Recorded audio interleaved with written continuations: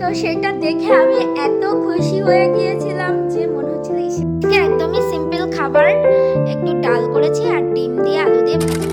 Welcome back to my channel. চলে এসেছি নতুন একটা ভিডিও নিয়ে তোমাদের সাথে শেয়ার। আজকে একটা তোমাদের সাথে ঘটনা শেয়ার করব, অন্য কারণ নয়, আমার নিজেরই, আমার আর আমার বরের ঘটনা। শোনো তাহলে কি হয়েছে। দিন থেকে আমার বরের সাথে একটু ঝামেলা হয়েছে, ঝামেলা মানে নকঝোক, ওই ছেলেকে পড়তে বসানো নিয়ে, আর তাছাড়া কোনো কিছু নয়, অন্য কিছু নয়। মানে আমি বলেছি একটু পড়ো, আমি রান্নাটা করে নিই, তারপরে তুমি ওর সাথে খেলা করো, আর তার মধ্যে আমি রান্নাটা করে নিই। তো ও কি করেছে, ঘুমিয়ে পড়েছিল, তা সেটা নিয়ে আমি একটু বকাবকি করেছি, সে নিয়ে ঝামেলা হয়েছে, ঠিক আছে। এটা হচ্ছে মোদ্দা কথা। তারপরে রাত্রেবেলা সে তো আমার আমি তো রেগে বোম হয়ে রয়েছি, সে আমার রাগটাও ভাঙাতে আসেনি, আর আমিও কিন্তু মানে তাকে তার দিকে কথাও বলিনি। স্বাভাবিক, এটা যেটা হয় যে বউরা তো রাগ করলে আগে স্বামীকেই রাগ ভাঙাতে হবে, এটা তো চিরাচরিত প্রথা। তো যে আমার একদম রাগ টাগ করে, ও রাগ রেগে আছে, আমিও রাগ রেগে আছি, কোনো রকম খাওয়া দাওয়া করে দুজনের মতো ঘুমিয়ে গেলাম। পরের দিন আমি কোনো কাজ করিনি, একটা কাজও করিনি জানো তো, রাগে না বাসন ধুয়েছি, শুধু জাস্ট ছেলেকে গরম ভাত ডাল ডিম ভাজা করে ভাত খাইয়ে স্কুলে পাঠিয়ে দিয়েছি, আর আমি একটু আলু সেদ্ধ দিয়ে ভাত খেয়ে নিয়েছি, বাস। আর না খেয়েছি নিজে, না করেছি রান্না ওর জন্য, কোনো কিছু করিনি, বাসন মাজিনি, ঘরের আসবাব যা মানে যে যা যেখানে কাজবাজ থাকে, জামা কাপড় কাচাকুচি কিচ্ছু আমি করিনি, ঠিক আছে, রাগের চোটে। বেশ সারাদিন এরকমভাবে গেল, আমি তো বন্ধুদের সাথে গল্প করতেই ব্যস্ত, ফোনে গল্প করছি, হেন তেন বাড়িতে ফোন করছি, এখানে ওখানে ফোন করছি, নিজে বেশ আরাম করে খেয়ে দিয়ে মানে শুয়ে আছি, কোনো কাজেই হাত দিইনি, পুজোটা পর্যন্ত দিইনি। আর শুনবে, রাগ করে এটা আমার মানে ভেতরে ভেতরে একটা অভিমান প্লাস রাগ যেটা হয় সেই ব্যাপারটা হচ্ছিল, মানে এত রাগ হচ্ছিল কি বলবো। একবার যদি শাড়ি বলতো কোনো কিছু হতো না, তো এরকমই ভেতরে ভেতরে হচ্ছিল। তো আমি না ওরকম চুপচাপ ছিলাম, কোনো কথাই বলিনি। তারপরে সারা দিনটা এরকমভাবে গেল, ও তো সকালবেলাতেই অফিস বেরিয়ে গিয়েছিল, আমি তখন ঘুমাচ্ছিলাম, তার আগেই ও অফিস চলে গেছে 6টার দিকে। তারপরে 3:30টার দিকে বাড়ি এসেছে। গাইস, বাড়ি আসার সময় আমার জন্য আমার ফেভারিট খাবার নিয়ে এসেছে। এটা আমার দেখে এত এত খুশি হয়ে গেছে, আমি মন থেকে মানে কি বলবো তোমাদের সাথে, মানে খুব ইচ্ছা করছিল শেয়ার করি, তাই শেয়ার করলাম। তো এবার অনেকেই বলতে পারো যে রান্নাটা তো করতেই পারতে।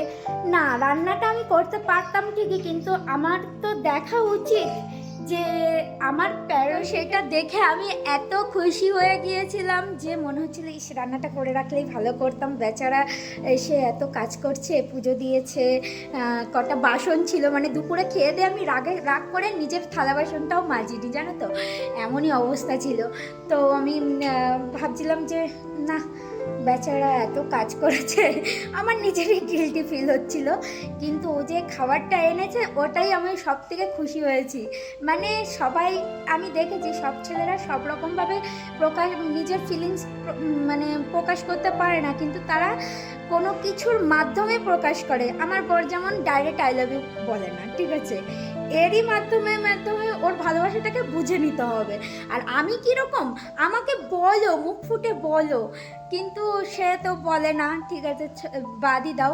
আর আজকে সকালবেলায় দেখো আমি তার জন্য কত কাজ করেছি, সকাল থেকে উঠে যে রান্না বান্না করা, সকালে অফিস গেছে তার জন্য গরম গরম ভাত তরকারি করে দিয়েছি, তারপরে ছেলেও তো স্কুলে আমি দিয়ে আসলাম ওকে, আর কত জামা কাপড় কেচে দিয়েছি, মেন কথা যেটা আমি করি না, আমি আমার জামা কাপড়ও খুব কম কাছে, আসলে আমার কোমরে ব্যথা, তো এবার নিচু হয়ে কাজ করতে গেলে আমার প্রচণ্ড কোমরে ব্যথা হয়, তো ও আমাকে এই হেল্পগুলো করে দেয়। তো ওর কত জামা কাপড় কেচে দিয়েছি আজকে আমি, দাঁড়াও তোমাদের সাথে। এগুলো তো আগের দিনের কাঁচা, আজকে আমি এইগুলো কেচে দিয়েছি, ওর অফিসের জামা ঠামা, এগুলো অল্প হলেও আমার কাছে অনেক, ঠিক আছে। একটা স্ত্রী কি চায়, তার মানে হাজব্যান্ডের কাছ থেকে একটু এইটুকু এফোর্ট, বাস আর কিচ্ছু না। এটাই আজকে ছিল আমার ঘটনা।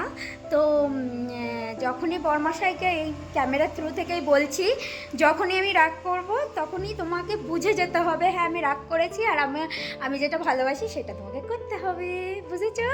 হ্যাঁ, বলা লাগে না যদিও, কালকেই সেটা আমি প্রমাণ পেয়েছি। আর 6 বছর ধরে তুমি এটাও করে এসেছো, আমি এটাও জানি। তোমার এটাই ভালোবাসার মাধ্যম। তো তুমি এভাবেই থেকো। বাই। তো মানে যেটুকু বললাম সমস্ত কাজবাজ তো করা হয়েই গেছে। এখন ঘরটা মুছে স্নান করে পুজো দেবো। তো চলো ঘরটা মুছে নিই। ওয়ার্ড্রপটা অনেকদিন ধরে ক্লিন করা হয় না, ভাবছি এই ওয়ার্ড্রপটা এখন আমি একটু ক্লিন করে নিই।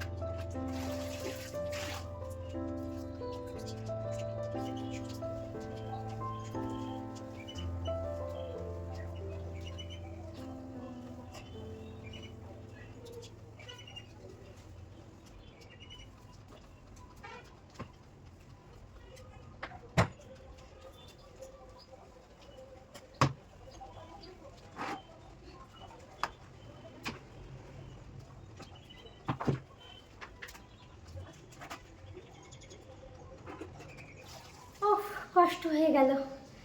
এই কারণেই বলি পরমশাইকে একটু হেল্প করতে। একটু হেল্প করলে কি এমন অসুবিধা হয়? কোনো অসুবিধা হয় না। অবশ্য সেও করে, যাদের করে না তাদের জন্য বললাম।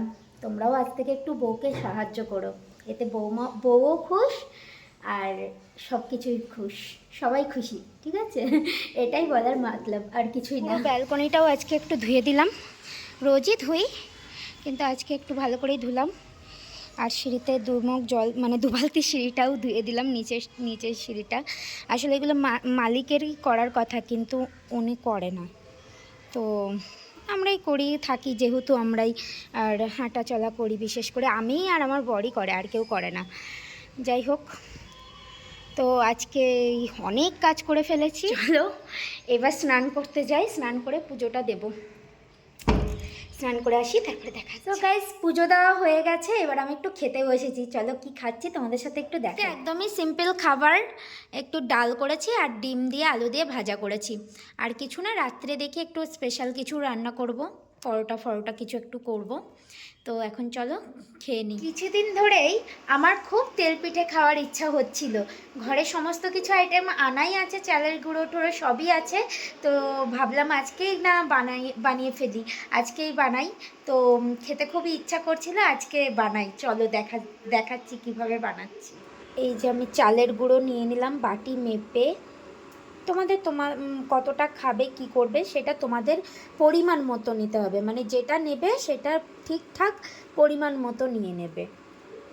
আমি এখানে এই বাটিটার 2 বাটি হচ্ছে চালের গুঁড়ো দিয়েছি, 1 বাটি ময়দা আর হাফ বাটি মতো সুজি দিলাম। আর এবার আমি এটা গরম জল দিয়ে গুলবো। তার আগে এর মধ্যে একটু মৌরি অপশনাল, তোমরা দিতেও পারো নাও দিতে পারো। আমি 1 চিমটে একটু লবণ দিলাম, দিয়ে এটাকে মিক্সারটা একটু ভালো করে মিক্স করে নেব। আর আজকে আমি এই তেল পিঠেটা কিন্তু চিনি দিয়ে বানাবো। গুড় আছে যদিও, কিন্তু অল্প আছে গুড়, ওটাতে হবে না, তাই আমি আজকে চিনি দিয়ে বানাবো। পিঠেটা বেশ সাদা সাদা হয় দেখতে, বেশ ভালোও লাগে খেতে। তেল পিঠে কিন্তু সবাই বানাতে পারে না, জানো তো। আমিও প্রথম বানাতে পারতাম না। এই মাপগুলো, তারপরে ব্যাটারটার জন্য, ব্যাটারটা ভালো না হলে তেল পিঠে কিন্তু ভালো হয় না, যেটাকে অনেকে মালপোয়াও বলে। অবশ্য মালপোয়া কতটা ফোলে কিনা জানি না, তেল পিঠে কিন্তু ফোলা হয়। তেল পিঠা হচ্ছে, কথার অর্থই হচ্ছে মানে ফোলা হবে পিঠেটা, ওটাকেই হচ্ছে বলে তেল পিঠে। তো চলো, আমার এটা মিক্স করা হয়ে গেছে। আস্তে আস্তে এবার আমি গরম জলটা দিয়ে একটা সুন্দর ব্যাটার বানিয়ে নিই, তারপরে আসছি। সুন্দর ফুটবলের মতন একদম পিঠেগুলো ফুলেছে, দেখো কি সুন্দর। একটু কড়াইটা ইগনোর করো, কারণ আমি কড়াইটা মাজতে পারিনি ভালো করে। আর একদিন গ্যাসে রান্না করেছিলাম, পুরো কড়াইটা একদম গেছে কালি পড়ে, তো তাড়াহুড়ো ছিল আর ভালো করে মাজাও হয়নি, একটু কোনো রকম করে মেজে। তো পিঠেগুলো অন্তত বানানো নিয়ে কথা আমার। তো পিঠেগুলো কেমন হচ্ছে দেখো, খুবই ভালো ফুলেছে, মেন কথা ফুলছে ভালো, ঠিক আছে। এইভাবে চলো প্রত্যেকটা পিঠে আমি বানিয়ে নিই। পিঠে তো বানানো হয়েই গেছে, আর আজকে আর বেশি বড় করবো না ভিডিওটি। তো ভিডিওটি কেমন লাগলো অবশ্যই তোমরা কমেন্ট করে জানিও, আর ভিডিও ভালো লাগলে অবশ্যই তো জানো কি করতে হয়, কমেন্ট শেয়ার করে দিও। আর ততক্ষণের জন্য টাটা বাই, সবাই ভালো থেকো, সুস্থ থেকো, দেখা হচ্ছে নতুন একটা ভিডিওর সাথে।